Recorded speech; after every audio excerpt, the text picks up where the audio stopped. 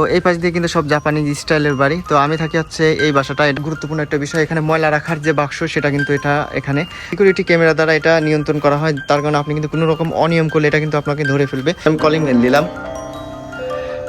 তো আমি মনে করেন যে এখানে পাসওয়ার্ড চাপলাম। এটা একটা ইলেকট্রিক বাথরুম, এটা কিন্তু নাইট মুড, কিন্তু গোস্ত রান্না করা আছে, এখানে কিন্তু ডাউল ভুনা করা আছে, নতুন রেসিপি অনুযায়ী আজকে করছি। আর উপরে কিন্তু এই সাইড দিয়ে কিন্তু আপনার বাতাস প্রবাহ হয় আপনি যখন গোসল করবেন। ধোঁয়া নির্গত একটা মেশিন, অর্থাৎ আপনি যদি কোনো সিগারেট খান। আসসালামু আলাইকুম, হ্যালো লিসেনার, সবাই কেমন আছেন? আশা করি আল্লাহর রহমতে সবাই ভালো আছেন। তো চলে আসলাম স্যাম ক্যামেরা একটা নতুন ভিডিওতে।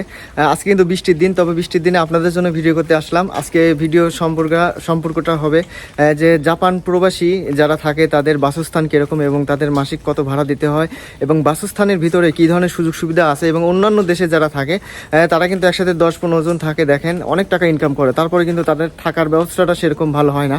তবে জাপানে কিন্তু সেরকম না, জাপানে কিন্তু থাকার ব্যবস্থাগুলো অনেক সুন্দর হয়, যার কারণে তাদের অনেক টাকা দিতে হয়। আজকে দেখবেন জাপানে যারা থাকে তাদের বাসার মধ্যে কী ধরনের সুযোগ সুবিধা থাকে এবং কতটা প্রযুক্তির মাধ্যমে জাপান এভাবে বসবাস করে নিজেকে অনেকটা বড়লোক মনে হয়। কারণ আপনি জাপানে টাকা বেতন কম পেলেও কিন্তু আপনার থাকা খাওয়ার যে ব্যবস্থাটা এটা কিন্তু অনেক উন্নত জাপানিদের মতোই। তো অবশ্যই আপনারা এ থেকে অনেক কিছু শিখতে পারবেন। যারা জাপানে আসতে চান তারা আগে থেকে জানতে পারবেন যে জাপানে কী ধরনের বাসা ভাড়াতে আপনার থাকতে হয় এবং এখানে কী ধরনের কষ্ট আছে কি নাই নাই। দেখেন বাসার সামনে দিয়ে কিন্তু কত সুন্দর সুন্দর ফুল গাছ, এত সুন্দর করে, এবং পিছনে দেখেন একটা সুন্দর একটা বাড়ি। তো আজকে আমি একটা বাসায় দেখাবো, তো সেই বাসাটা হচ্ছে আমার নিজের বাসা, আমি যে বাসায় থাকি। এই বাসার মধ্যে কী ধরনের সুবিধা আছে এবং এই বাসার মধ্যে আপনার কত টাকা খরচ হয় মাসিক, বাড়ি ভাড়া, গ্যাস বিল, পানি বিল এবং সব বিষয় কিন্তু আলোচনা করা হবে। তো সবাই চলুন একসাথে ভিডিওতে ঝাঁপিয়ে পড়ি। এটা কিন্তু ক্লাউডটি, মেঘের মতো চারদিকে ছাড়া থাকে, তার কারণে এটার নাম ক্লাউডটি। এটা কিন্তু জাপানে প্রত্যেকটা বাড়ির সাইডেই পড়ায় দেখা যায়, আশপাশে ঘুরলে কিন্তু দেখা যাবে। তো এই পাশ দিয়ে কিন্তু সব জাপানিজ স্টাইলের বাড়ি। তো আমি থাকি হচ্ছে এই বাসাটা, এটা কিন্তু 2 তলা বাসা। তবে এই বাসার দেখতে একটু অন্যরকম হলো, এই বাসাটার ভিতরে কিন্তু অন্যান্য যে বাড়িঘর আছে, জাপানিজ যে বাড়িঘরগুলো আছে সেই বাড়ির মতোই ভিতরের সেই অবস্থান। তো প্রথমেই আপনাদের পরিচয় করে দিই, গমিবাকো। এটা কিন্তু জাপানের অনেক গুরুত্বপূর্ণ একটা বিষয়, এখানে ময়লা রাখার যে বাক্স সেটা কিন্তু এটা এখানে কিন্তু লেখা আছে সিকিউরিটি ক্যামেরা দ্বারা এটা নিয়ন্ত্রণ করা হয়। তার কারণে আপনি কিন্তু কোনো রকম অনিয়ম করলে এটা কিন্তু আপনাকে ধরে ফেলবে। ভিতরে কিন্তু ময়লা রাখার জন্য আপনার ব্যাগগুলো রাখতে হবে, যে ক্যানের ব্যাগগুলো আছে এগুলো কিন্তু নির্দিষ্ট দিনে রাখতে হবে, নির্দিষ্ট দিনে এইগুলা সংরক্ষণ করতে হবে এবং যে কাঁচা ময়লাগুলো আছে সেগুলো কিন্তু এখানে রাখবেন এবং সেটা কিন্তু নিয়ে যাবে। এখানে কিন্তু লিস্ট দেওয়া আছে, আপনি কোন দিনে কোন ময়লাটা ফেলবেন সেই লিস্টটা কিন্তু এখানে দেওয়া আছে। তো অবশ্যই আপনার ময়লাগুলো হিসাব করে ফেলতে হবে। কোনো রকম কিন্তু একটা মনে করেন যে বোতলের সাথে আপনার যে কাঁচা ময়লাগুলো আছে সেগুলো, পুরানো ময়লা কিন্তু রাখা যাবে না, আলাদা আলাদাভাবে সব কিছু রাখতে হবে। এখানে কিন্তু একটা বৃদ্ধ মহিলা থাকে, তার বাসার সামনে এত সুন্দর ডিজাইন করছে, সে অনেক ভালো সুন্দর পরিষ্কার রাখে। এটা কিন্তু আপনার সাইকেল গ্যারেজ, এখানে কিন্তু সাইকেল রাখার জন্য বাড়িওয়ালা একটা ব্যবস্থা করে দিছে। এটা কিন্তু জাপানের একটা সৌন্দর্য, সাইকেল গ্যারেজ সুন্দর সুন্দর পারে। আর ওই পাশে আছে আপনার যে কারগুলো থাকে, বাড়ির যে যা কার থাকে, ভাড়া থাকে, তারা কিন্তু ওই পাশে কার পার্কিং করে। তো বেশি কথা না করে আমরা এখন ভিতরে প্রবেশ করি। আমার বাড়ির সামনে কিন্তু একটা সুন্দর বাড়ি আছে, এই বাড়িটা কিন্তু অনেক সুন্দর লাগে, দেখতে অনেক সুন্দর। এই পাশে একটা নতুন বাড়ি হয়েছে, সেটাও কিন্তু অনেক সুন্দর। এটা অনেক বড় লোকের বাড়ি এবং 2 তলা বিশিষ্ট একটা বাড়ি, এটা খুব তাড়াতাড়ি হয়েছে। আর সামনে ওটা দেখতেছেন, ওটা হচ্ছে পোস্ট বক্স। আপনার ওখানে কিন্তু চিঠিপত্র আসলে এটার মধ্যে কিন্তু আপনার এখানে রাখবেন এবং পরবর্তী এটা কিন্তু সেখানে চলে যাবে। এই সাইড দিয়ে দেখেন এগুলো কিন্তু মেন হল, এদিক দিয়ে কিন্তু সব পানি বাইরে চলে যায়। এখানে কিন্তু 2 তলা, এটা হচ্ছে নিচতলার রুম, আর এটা কিন্তু 2 তলা, এটা দিয়ে উপরে চলে যেতে হবে। আর প্রত্যেকটা বাড়ির সামনে দেখেন এখানে কিন্তু সিকিউরিটি ক্যামেরা আছে। আপনার বাড়ির সব কিছু কিন্তু এই সিকিউরিটি ক্যামেরা দ্বারা নিয়ন্ত্রণ করা হয়, কোনো রকম অসুবিধা আছে কিনা, চোর মোর আসে কিনা এগুলো দেখেন। এই কিন্তু এটা কিন্তু খুব ভালো একটা দিক, চারদিকে কিন্তু সিকিউরিটি ক্যামেরা আছে। তো চলে আসলাম এখানে, এটা কিন্তু আমাদের রুম, এই রুমে আমি থাকি। তবে রুমের ভিতরে প্রবেশ করব, অবশ্যই দেখবেন ভিতরে সৌন্দর্য। আমি এখানে প্রথমে যে জিনিসটা দেখাতে চাই, এটা কিন্তু সিকিউরিটি ক্যামেরা, অর্থাৎ কেউ যদি এখানে আসার পর এখানে কলিং বেল দেয়, মনে করেন আমি কলিং বেল দিলাম, কলিং বেল দেওয়ার পর এটা ভিতরে যখন বাজবে তখন আমি কিন্তু এই গেটটা না খুলে ওখান থেকে কিন্তু এই ক্যামেরার মাধ্যমে দেখতে পাবো এখানে কোন ব্যক্তিটা ওয়েট করতেছে, এবং আমি কথা বললে এখান থেকে কিন্তু এই ব্যক্তিটা শুনতে পাবে এবং সে এখান থেকে রিপ্লাই দিতে পারবে আমি অমুক, তারপরে কিন্তু আমি এখানে খুলতে পারবো। তো এইভাবে কিন্তু সিকিউরিটির মাধ্যমে আমি তার সাথে কথা বলতে পারবো আমি দরজা না খুলেই। আর পরবর্তীতে যে বিষয়টা খেয়াল রাখবেন, আমি ভিতর থেকে দেখবো এখানে কিন্তু একটা ছাতা আছে, সাদা ছাতা, এটা কিন্তু আপনার পরবর্তী ক্যামেরাতে দেখা যাবে। আর এটা কিন্তু আমার রুম, তবে রুমের কিন্তু কোনো তালা নাই দেখতেছেন তালা আছে, এটা লক তালা। তবে এখানে যদি আমার কোনো পার্সেল আসে বা আমার কোনো চিঠিপত্র আসে তাহলে কিন্তু এখান দিয়ে ভিতরে ফেলাই দিতে পারবে, সেই সিস্টেম আছে। তো ভিতরে কিন্তু আর হাত যাবে না, এই পর্যন্ত শেষ। এই দিক দিয়ে কিন্তু ফেলানোর ব্যবস্থা। তো আমি আমার রুমে প্রবেশ করবো, আমার রুমে কিন্তু পাসওয়ার্ড আছে, আমার রুমে কিন্তু পাসওয়ার্ড আমি ইনস্টল করলে তারপরে কিন্তু আমার রুমটা খুলবে, তাছাড়া কিন্তু আমি রুম খুলবে না। তো আমি মনে করেন যে এখানে পাসওয়ার্ড চাপলাম, তো পাসওয়ার্ড আপনাদের না দেখাই সিকিউরিটি। তো আমি কিন্তু পাসওয়ার্ড চাপলাম, এখন কিন্তু এটা খুলে গেল, এখন আমি ভিতরে প্রবেশ করতে পারবো। ভিতরে কিন্তু পুরোটাই কাঠের তৈরি, অনেক সুন্দর ডিজাইনের, অনেক মনোরম পরিবেশ। তো আমি ভিতরে প্রবেশ করলাম, প্রবেশদ্বারে এখানে কিন্তু স্যান্ডেল রাখার জায়গা আছে। তো আমি ভিতরে স্যান্ডেলগুলো রেখে দিলাম, আর এই পাশে কিন্তু কিছু স্পেস আছে।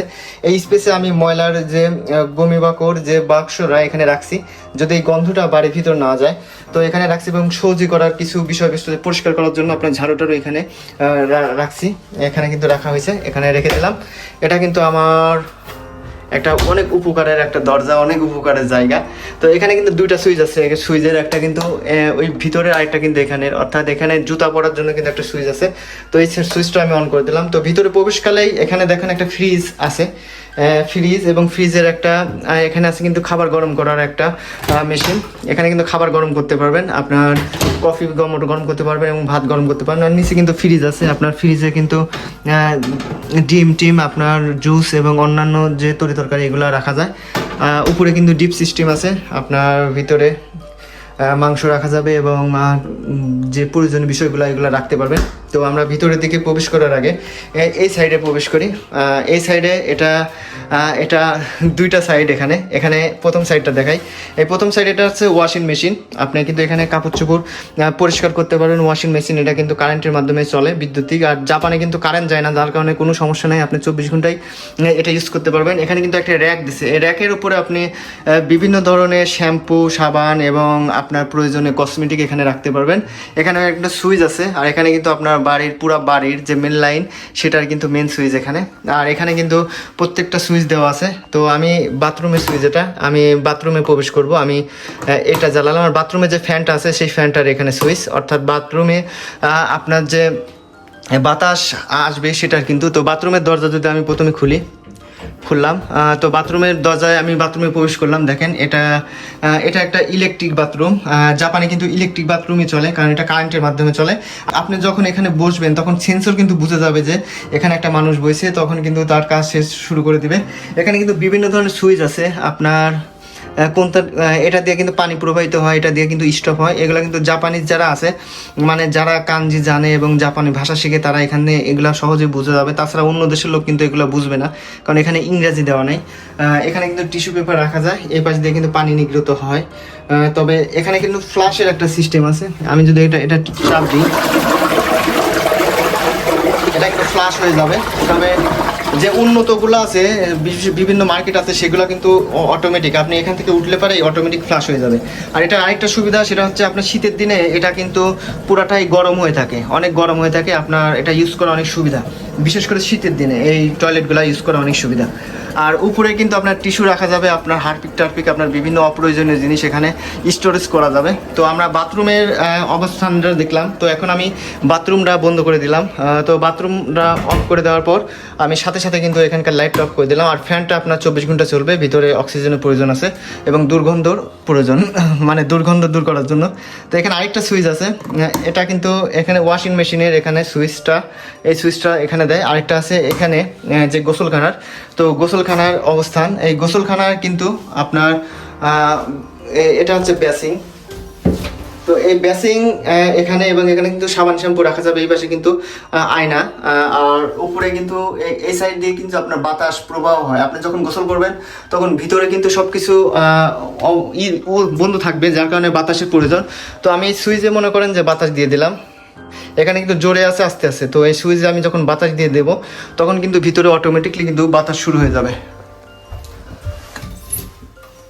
তো বন্ধ না করলে কিন্তু বাতাস আসবে না সহজে। এখন কিন্তু ভিতরে বাতাস প্রবাহ হচ্ছে, যার কারণে আপনার ভিতরে অনেকক্ষণ অবস্থান করলে কোনো সমস্যা নাই। এই পাশে কিন্তু বাথ ট্যাব, আপনি এখানে কিন্তু শুয়ে গোসল করতে পারবেন। অর্থাৎ আমি যদি এখান থেকে পানি ছাড়ি তাহলে কিন্তু এখানে পানি ভরবে এবং পরবর্তী কিন্তু আপনি এখানে গোসল করতে পারবেন। এটা বাথ ট্যাব। আর এইখানে যেটা আছে এটা কিন্তু উপর দিকে দিলে আপনার এটা পানি পড়বে, আর নিচ দিলে কিন্তু আপনার বেসিংয়ের পানি পড়বে। আর এটা কিন্তু উপরে গরম আর আছে নিচে কিন্তু ঠান্ডা। এই যে এখানে এইচ দেওয়া আছে হট, আর নিচে কিন্তু ঠান্ডা। আপনি নিচে এখন কিন্তু ঠান্ডা হবে, এটা উপরে দিলে আপনি গরম পানি দিয়ে গোসল করতে পারবেন। তো বুঝতেই পারতেছেন কতটা উন্নত এবং প্রযুক্তির মাধ্যমে জাপানের যে বাসাঘর। তো আমি লাইটগুলো অফ করে দিলাম, এই লাইটটা অফ করে দিলাম, এটা অফ করে দিলাম। এখন বাতাসের যে সিস্টেমটা সেটাও কিন্তু আমি ওখানে অফ করে দিলাম। তো বাতাস অফ করে দেওয়ার পর আমি এখন বাথরুম থেকে, গোসলখানা থেকে এবং চলে আসলাম কিচেনে। এটা কিন্তু আমাদের কিচেনে আপনার এটা কিন্তু ইলেকট্রিক, আপনার এটা কারেন্ট দিয়ে চলে। আমি কিছুক্ষণ আগে রান্না করছি, এখানে কিন্তু গোস্ত রান্না করা আছে, এখানে কিন্তু ডাউল ভুনা করা আছে, নতুন রেসিপি অনুযায়ী আজকে করছি। আর নিচে কিন্তু আপনার সবজি রাখা যাবে এবং বিভিন্ন ধরনের জিনিসপাতি রাখার জন্য এখানে তিনটা ডয়ার আছে। এই সাইডে কিন্তু আপনার চামিচ এবং ছুরিগুলা রাখার জন্য কিন্তু ব্যবস্থা আছে। তো অনেক সুন্দর, কিচেনগুলো কিন্তু অনেক সুন্দর। এখানে কিন্তু সুইচ আছে, আমি সুইচ চালু করলে কিন্তু এখন চালু হয়ে গেল। এই সাইডে কিন্তু এটা ফ্যান, এটা দিলে কিন্তু ফ্যান চালু হয়ে যাবে। উপরে যে কিচেন চিমটা থাকে আপনার, এখানে রান্নার যে ধোঁয়াগুলো সবগুলো কিন্তু এখানে উড়ে যাবে। তো আমি এখানে অফ করে দিয়ে এখন কিন্তু আমি রুমে প্রবেশ করব। রুমে প্রবেশ করলাম। রুমে প্রবেশ করা দেখলেন এটা কিন্তু কাঠের একটা রুম, পুরাটা কাঠের রুম। আমার রুমমেট সহ আমরা দুইজন থাকি এই রুমে। অনেক কিউট একটা রুম। এই সাইডে দেখেন আমার এখানে কিছু ইসলামিক বই আছে, আমি এগুলো কিন্তু অনলাইন থেকে অর্ডার দিছি। এগুলা আপনিও জাপান যারা আছেন অবশ্যই অর্ডার দিতে পারবেন। যদি লিঙ্ক না জানেন আমার সাথে অবশ্যই যোগাযোগ করবেন, আমি বলে দেবো কোথা থেকে অর্ডার দিবেন। তাহলে অবসর টাইমে কিন্তু আপনার হাদিসের বই আছে, আপনার কোরআন শরীফ আছে, এগুলো কিন্তু আপনি পড়ে সময় কাটাতে পারেন। অনেক সুন্দর। এটা কিন্তু একটা চার্জার ফ্যান। তো এই সাইডে যে সিস্টেমটা, এটা হচ্ছে আপনার রুমের যে কাপড় চোপড় রাখবেন সেই কাপড় চোপড় রাখার স্থান। তো আমি এটা যদি সরাই, এখানে কিন্তু আপনি কাপড় চোপড় রাখতে পারবেন উপর দিয়ে নিচ দিয়ে, এবং এখানে কিন্তু লাগেজ রাখার মতো সুন্দর জায়গা আছে। তো আমি এখানে কিন্তু কাপড় চোপড় সাজায় রাখছি এবং দুইটা আছে, দুইজন রাখা যায়। তো আমি এটা আটকায় দিলাম আবার। এখানে কিন্তু টিভি আছে, আর উপরে কিন্তু একটা আপনার এসি আছে। জাপানে কোনো ফ্যান নাই, উপরে কিন্তু একটা লাইট আছে। তবে লাইটটা কিন্তু আপনার 3 রকমের জ্বলে। আপনার লাইটের আলো কমানো যায় এবং রাতে নাইট মোড করা যায়, এবং বিভিন্ন ধরনের প্রযুক্তি লাইটের মধ্যে আছে। আপনার যখন যেরকম লাগে, বেশি আলো দিতে পারবেন, কম আলো ও চালাইতে পারবেন। তো এখানে এসি আছে, এসি কিন্তু সবসময় চলে। আর আমরা কিন্তু এই গরমের দিনেও কিন্তু এখন ল্যাব ব্যবহার করি, কারণ জানেন যে জাপানে এসি চলে, যার কারণে কিন্তু সবসময় ঠান্ডা থাকে রুম, যার কারণে কোনো সমস্যা হয় না। সবসময় কিন্তু আপনার ল্যাব গায়ে দিয়ে থাকতে হবে, এটা কিন্তু অনেক মজা লাগে, অনেক ভালো লাগে। তো এই পাশে কিন্তু আমাদের জানালার সিস্টেমটা দেখাই। এখানে কিন্তু 2টা পল্লা আছে, তো সাদা পল্লা চলে দিলাম। এখানে কিন্তু গ্লাস, বাইরের জিনিস কোনো কিছু দেখা যাবে না। তো আমি যদি এটা এখন খুলি, এখানে কিন্তু আরেকটা আছে, এটা কিন্তু নেট, এর মাধ্যমে আপনার বিভিন্ন পোকামাকড় মশা কিন্তু ভিতরে ঢুকতে পারবে না। তো আমি এটাও খুললাম। এই পাশে কিন্তু আপনার কাপড় চোপড় যে শুকানোর জন্য এটা কিনা লাগে, এটা কিনা। এই পাশে কিন্তু দড়িও আছে, আপনি এখানে শুকাতে পারবেন দড়ি দিয়ে। ওই পাশ দিয়ে কিন্তু অনেক বাড়ি, জাপানিজ বাড়ি, সব কিছু সব সুন্দর সুন্দর ঝড়ের মধ্যে। তো আমি এটা আটকায় দিলাম। তো অনেক গরম লাগতেছে, আমি এখন এসিটা একটু চালু করে দেবো। আমি এসিটা চালু করে দিলাম, এসি কিন্তু অন হয়ে গেল। এখন রুমটা অনেক ঠান্ডা হয়ে যাবে।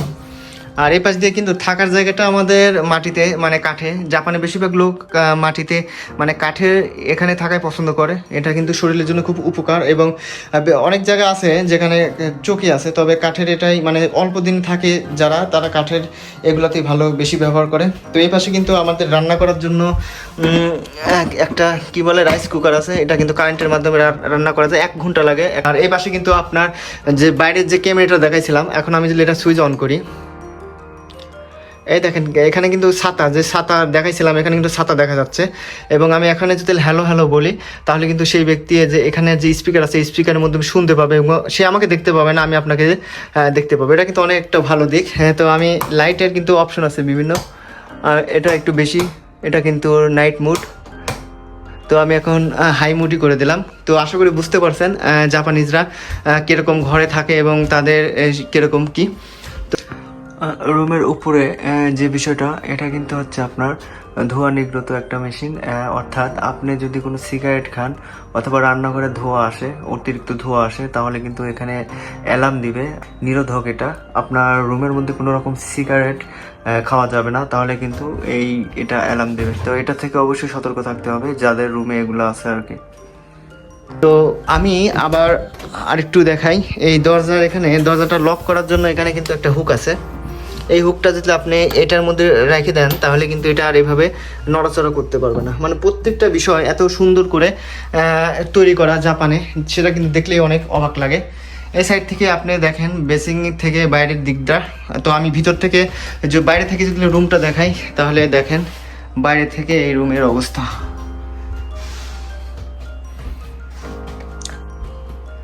তবে জাপানে বেশিরভাগ জায়গায় একাকি রুম থাকে, আর একাকি যখন রুম থাকে একা একা থাকতে হয়, তখন কিন্তু আপনার কিচেন, তারপরে আপনার বাথরুম, এইগুলো কিন্তু সব কিছু শেয়ার করতে হয় যখন আপনি এক রুমে একা থাকবেন। মানে যারা বাসা ভাড়া থাকে আর কি, ব্যাচেলার, তাদের কথা বলতেছি। আর আমরা যেহেতু দুইজন থাকি এক রুমে, সেহেতু কিন্তু এটা কিন্তু একটা ফ্যামিলি রুম। অর্থাৎ আপনি ওয়াইফ নিয়ে থাকলে যে সুবিধাগুলো পাবেন সেই সুবিধাগুলো কিন্তু আপনি এই অ্যাপার্টমেন্টে পাবেন। যার কারণে কিন্তু এই সুবিধাগুলো পাওয়ার জন্য কিন্তু আপনি একসাথে দুইজন লোক থাকতে পারবে এবং পরবর্তীতে এই সুবিধাগুলো একটা প্যাকেজের মাধ্যমে পাওয়া যাবে। আর আপনি যদি 4-5 জন থাকেন আলাদা আলাদা রুমে, মানে 5টা রুমে 5 জন থাকবেন, কিন্তু তাদের কিন্তু এরকমভাবে কিচেন শেয়ার করতে হবে। তো আশা করি বুঝতে পারছেন বিষয়টা।